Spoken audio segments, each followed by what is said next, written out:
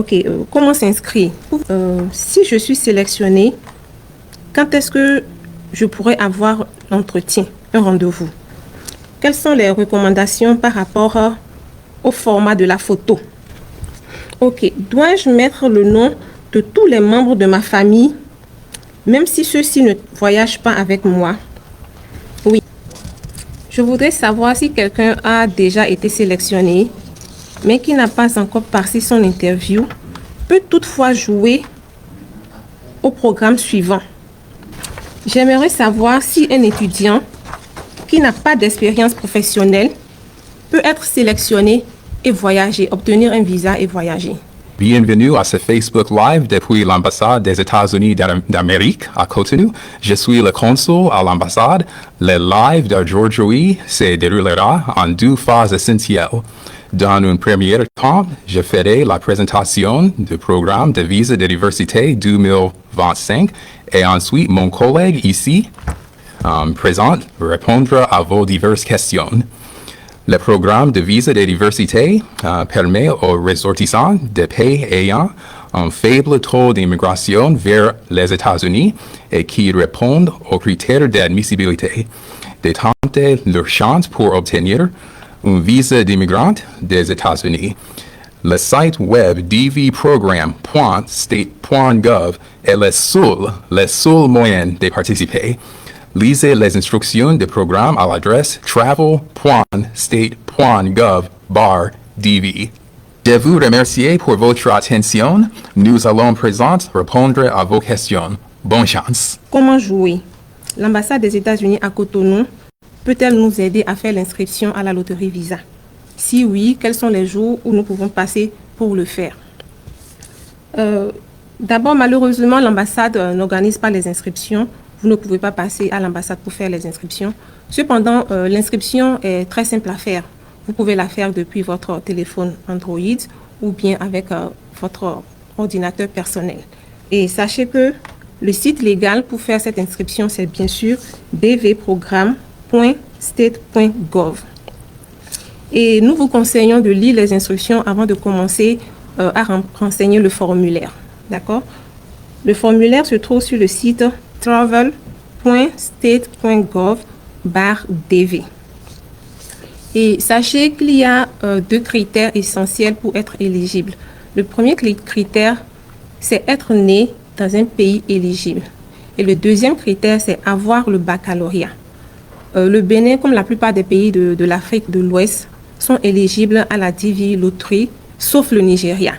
Et si vous allez sur le site des instructions, sur le site web où se trouvent les instructions, vous trouverez la liste de tous les pays qui sont éligibles et ceux qui ne le sont pas. Ok, comment s'inscrire? Pour vous inscrire, vous avez besoin d'une adresse email personnelle à vous et que vous devez maintenir active durant tout le processus. Vous avez aussi besoin d'une photo récente qui a été prise durant les 6 derniers mois, parce que si vous utilisez par exemple la photo que vous avez utilisée pour jouer à la loterie l'année dernière, vous serez tout simplement disqualifié. Il faut utiliser une photo récente. Et comme je l'avais dit plus haut, il faut avoir le baccalauréat, ou l'équivalent d'un diplôme qui vous donne accès à l'université.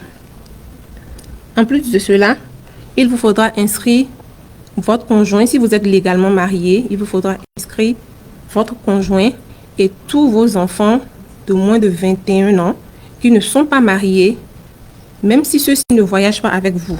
S'ils n'immigrent pas avec vous au moment de la demande de visa, vous devez quand même les ajouter. Ok. La question suivante, je voudrais savoir si le visa de diversité est encore appelé l'autovisa. C'est exactement la même chose. Le visa de diversité est encore appelé loterie visa ou communément l'autovisa. Okay. Nous allons prendre des questions en ligne. Sinon, je vais continuer avec une troisième question qui avait été posée avant le début du live. J'aimerais savoir si un étudiant qui n'a pas d'expérience professionnelle peut être sélectionné et voyager, obtenir un visa et voyager. Si vous êtes un étudiant, donc on suppose que vous avez votre baccalauréat. Le baccalauréat est le niveau d'éducation minimum dont vous avez besoin pour être être qualifié. Vous n'avez pas besoin d'expérience professionnelle. Avec votre bac, vous pouvez être qualifié et obtenir votre visa et voyager. Une question qui vient juste d'être posée. Quelles sont les recommandations par rapport au format de la photo? Voilà. Quand vous allez sur le site de remplissage du formulaire, c'est-à-dire DV Programme avec un seul M, .state.gov, il y a un lien qui est juste avant le formulaire. Quand vous cliquez sur ce lien, il vous conduit sur un site sur lequel vous avez toutes les informations nécessaires pour pouvoir obtenir une photo convenable. Il y a toutes les informations par rapport à la qualité de la photo et par rapport à la taille qu'il faut.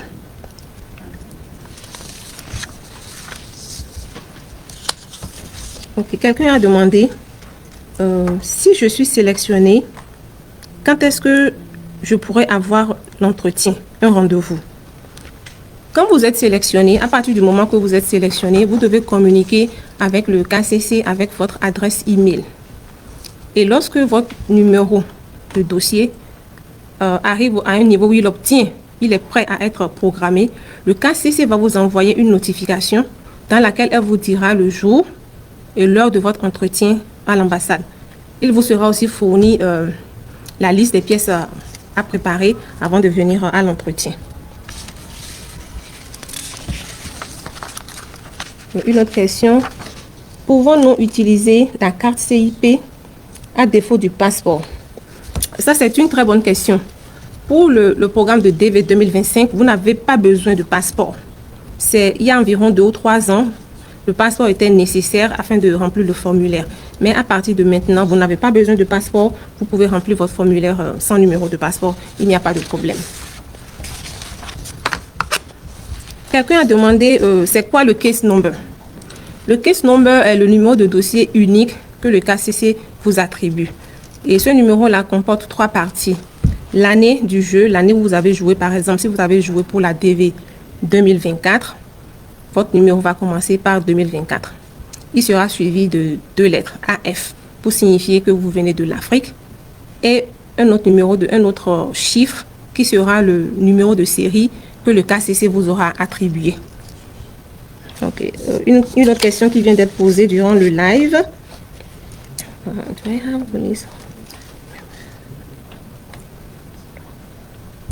Ok, dois-je mettre le nom de tous les membres de ma famille, même si ceux-ci ne voyagent pas avec moi? Oui, il est nécessaire de mettre tous les membres de votre famille. Si vous êtes légalement marié, je dis bien légalement marié, vous avez un acte de mariage et que vous avez des enfants, vous devez ajouter votre conjoint ou conjointe et tous vos enfants de moins de 21 ans, même si ceux-ci ne voyagent pas avec vous cette année-là et qu'ils vont vous rejoindre plus tard, ou même s'ils n'ont pas l'intention d'immigrer, vous devez quand même tous les ajouter à votre formulaire. Je voudrais savoir si quelqu'un a déjà été sélectionné, mais qui n'a pas encore passé son interview, peut toutefois jouer au programme suivant. Oui. La réponse est oui.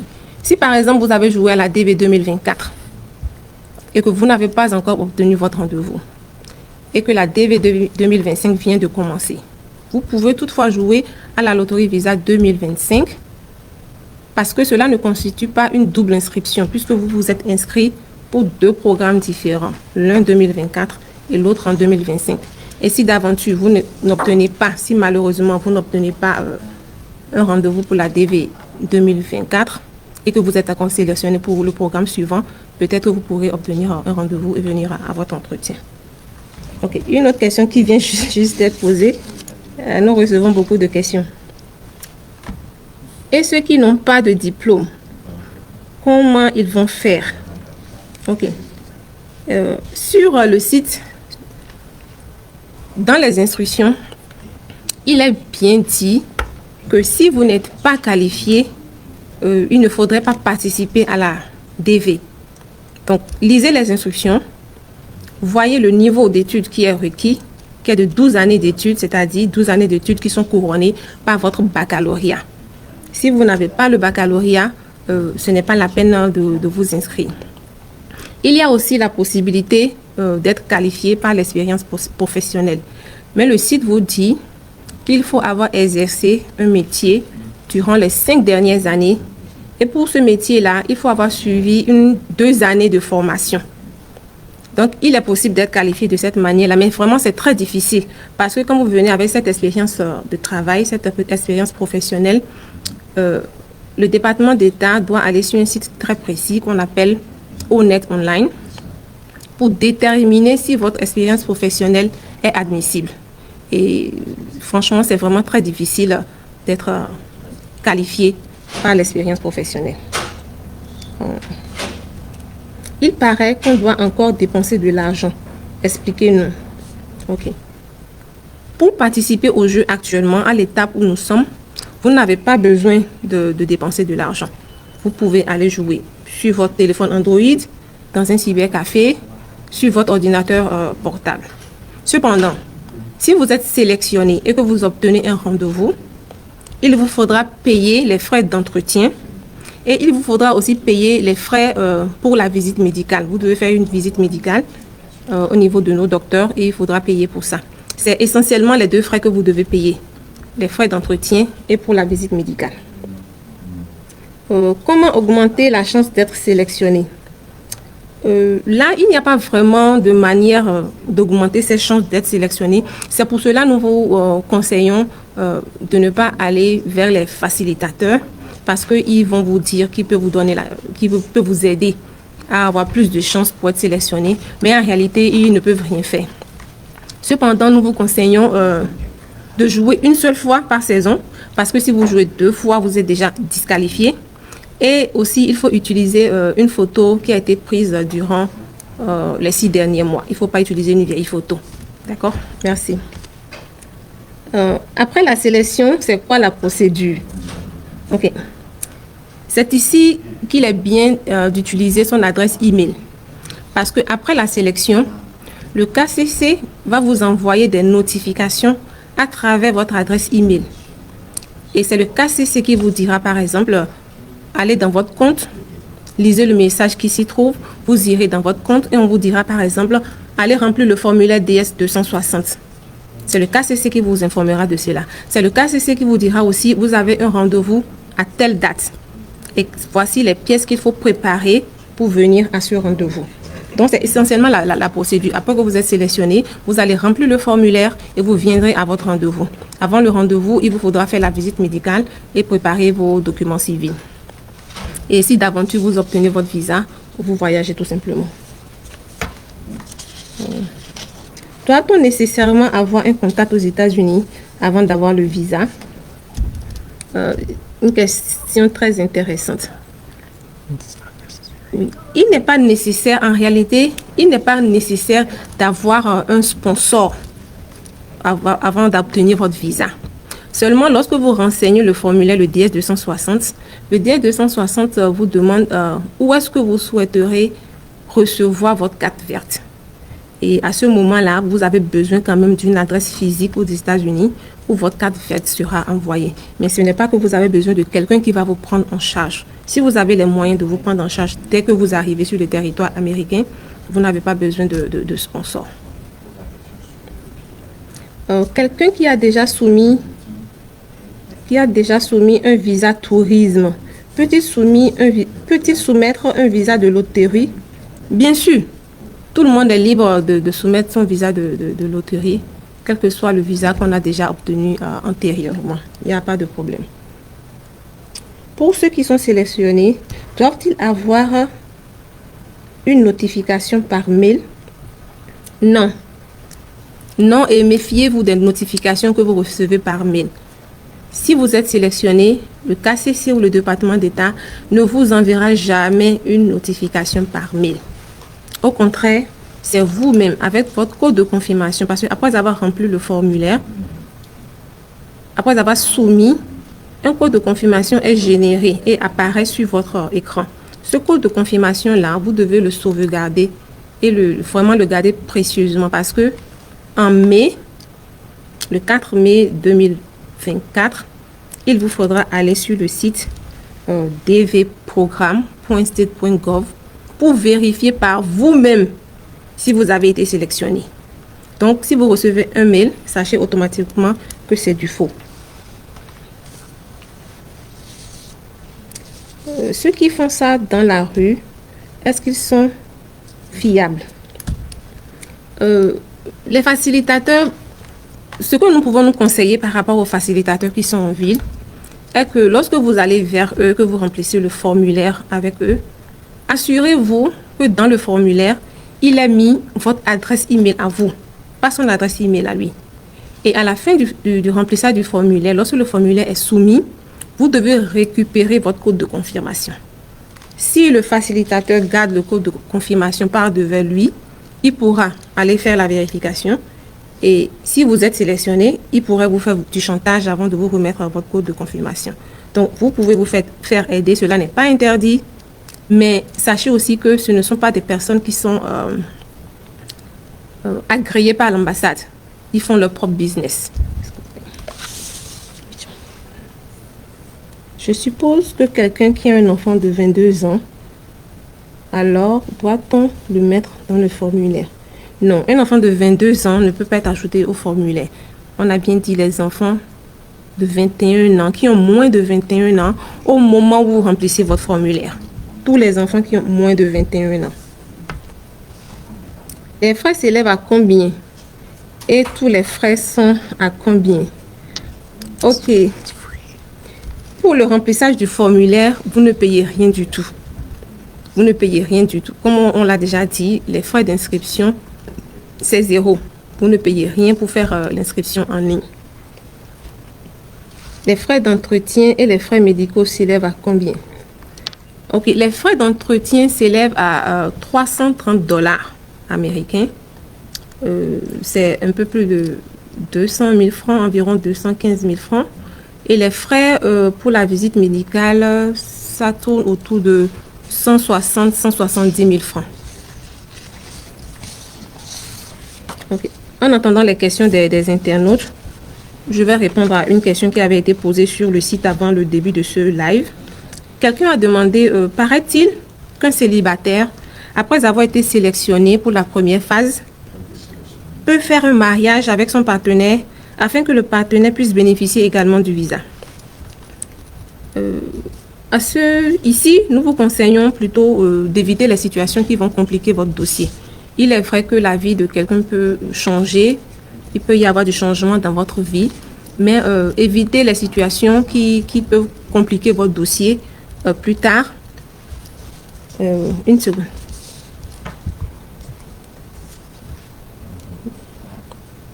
Ok. Quelqu'un a demandé quelles sont les erreurs que les postulants font la plupart du temps. Voilà, les erreurs que les postulants font la plupart du temps, par exemple, il y a certains qui choisissent le mauvais pays de chargeabilité. Le pays de chargeabilité, c'est le pays dans lequel vous êtes né. Par exemple, le site va vous demander d'abord quel est votre pays de naissance, vous devez le mettre, et après cela, on vous demande encore le pays de chargeabilité. Le pays de chargeabilité, il est égal au pays dans lequel vous êtes né. Une autre erreur que les internautes commettent souvent, lorsqu'ils remplissent le formulaire, lorsqu'ils écrivent leur nom, par exemple, au Bénin, nous avons des noms qui sont très longs. On a le nom de famille et peut-être 4 ou 5 prénoms.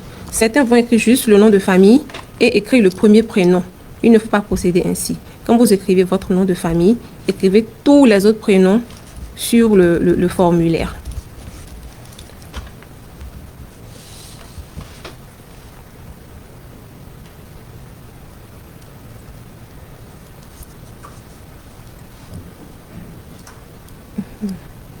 These are the mistakes, right? Okay. D'autres erreurs que certaines personnes commettent, ils jouent 2 fois, ils font 2 inscriptions, ce qui ne devait pas être fait. Certains ne vont pas lister leurs enfants, ni leur époux ou épouse. Ce sont des erreurs qui sont courantes. Et il y a aussi certaines personnes qui vont apporter de faux diplômes. C'est quelque chose qu'il ne faut pas faire. Une autre question ici. Quelqu'un qui a été sélectionné avec une date de naissance erronée, peut-on continuer la procédure en remplissant le formulaire DS 260 avec quelle date de naissance? erronée ou la vraie. Vous devez remplir le formulaire DS-260 avec votre vraie date de naissance. Parce que sur le formulaire DS-260, quand vous allez arriver au consulat, vous allez prêter serment sur ce formulaire-là et dire au consul que toutes les informations qui sont là sont vraies. Et les informations qui sont dans ce formulaire doivent être aussi reflétées aussi bien sur votre passeport que sur tous vos documents civils. Est-ce que je peux jouer avec mon diplôme de licence? Si vous avez la licence, on suppose qu'avant votre licence, vous avez eu le baccalauréat. Donc, vous pouvez bien jouer avec votre diplôme de licence. On a d'autres questions?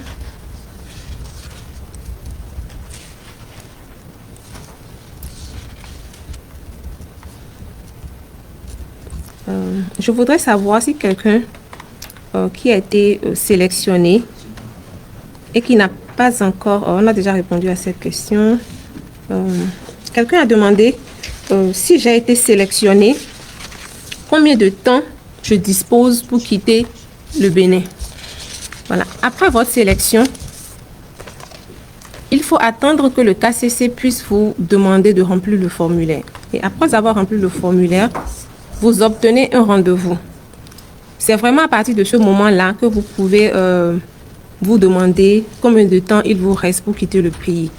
Parce que lors de votre entretien, vous devez produire une visite médicale, n'est-ce pas? Cette visite médicale a une validité d'environ 6 mois. Et cette validité correspond aussi à la validité de votre visa. Donc, lorsque, après l'entretien, vous êtes approuvé et que votre visa est imprimé, la première des choses que vous faites lorsque vous recevez ce visa-là, vous devez regarder la date d'expiration de ce visa et savoir que vous devez quitter le Bénin et être sur le territoire américain avant expiration du visa.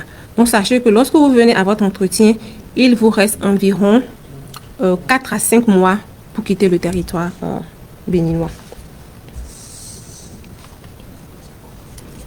Est-ce que je deviens citoyen américain si je suis sélectionné à la loterie Visa? Non, vous ne devenez pas citoyen américain automatiquement. Après avoir reçu votre visa et vous entrez sur le territoire américain, vous recevez d'abord la carte verte. Et la carte verte, elle vous permet d'être un résident permanent sur le territoire américain.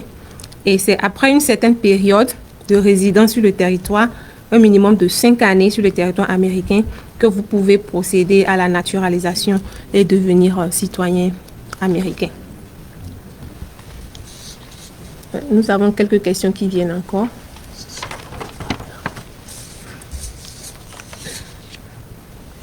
Si ton papa est américain, peut-on jouer à la loterie Visa?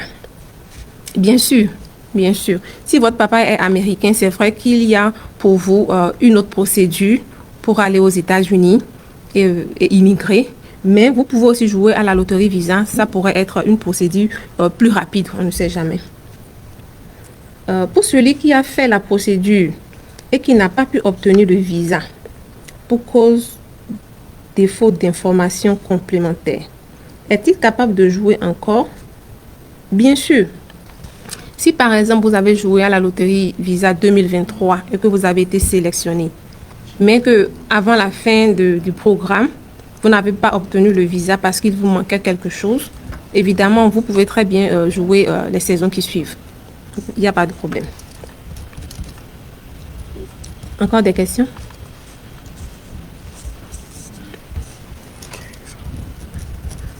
Il semble-t-il que nos internautes ont posé toutes leurs questions déjà. Ok, nous arrivons au thème. Il y a quoi? Ok, on va attendre 1 ou 2 minutes. Il semble qu'il y a 1 ou 2 questions qui arrivent.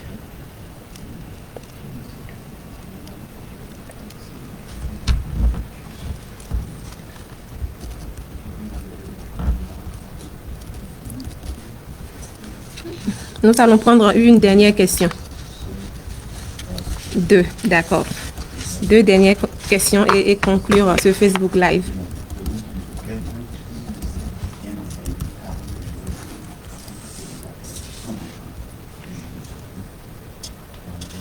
Ok, une question qui vient d'être posée. Je suis béninois, mais je vis au Nigeria. Est-ce que je peux jouer? Oui, si vous êtes béninois et que vous vivez au Nigeria, vous pouvez très bien jouer. Comme on l'a dit, c'est le pays de chargeabilité, c'est le pays dans lequel vous êtes né. Si vous êtes né au Bénin et que vous êtes allé vous installer au Nigeria, vous êtes libre de jouer. Cependant, si vous êtes né au Nigeria, il y a des conditions dans lesquelles vous pourrez être éligible. Sinon, normalement, quand vous êtes né au Nigeria, par exemple, si vous êtes né au Nigeria à un moment où vos parents étaient installés là-bas, vos parents ont immigré au Nigeria, ils travaillent là-bas, et vous êtes né, le Nigeria étant un pays inéligible, vous êtes automatiquement inéligible à la loterie Visa.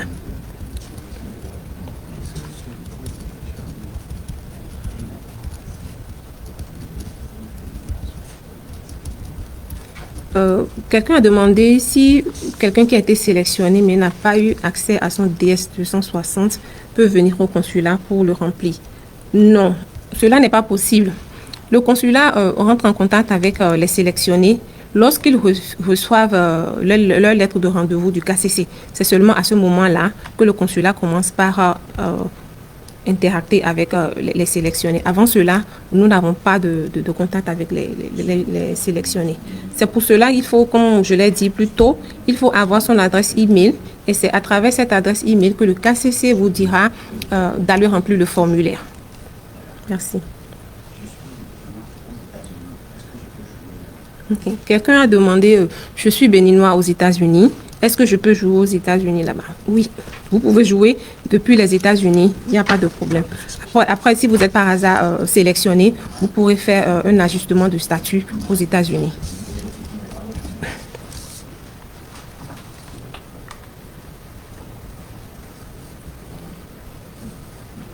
Ok. Quelqu'un qui a joué en tant que célibataire sans enfant, peut-il mettre son enfant après?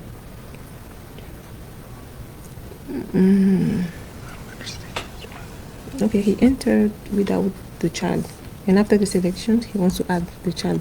That's a violation. You have to list the child first. Ok.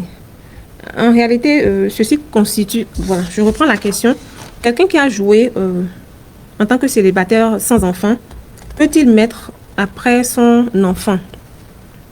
En réalité, cela constitue déjà une violation des instructions parce que les instructions vous disent ajoutez vos enfants lorsque vous jouez à la loterie Visa. Pendant la période d'inscription, lorsque vous vous inscrivez, vous devez ajouter, si vous êtes légalement marié, votre conjoint et tous vos enfants. C'est ce qu'il faut faire.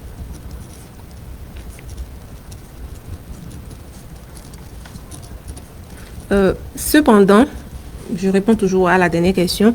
Cependant, si après votre entrée, après la participation au jeu en tant que célibataire sans enfant, il advenait que vous ayez un enfant avant votre entretien au consulat, bien sûr, vous pouvez ajouter cet enfant-là à votre dossier de loterie Visa. Cela ne pose aucun problème.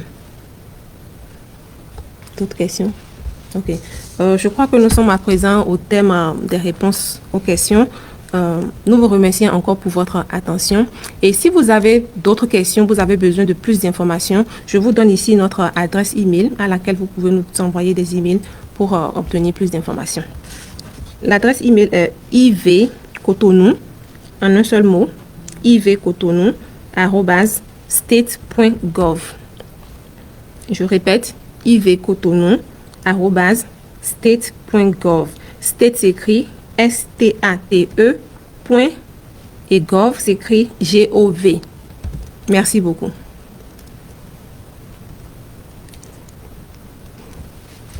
J'ai quitté l'écran.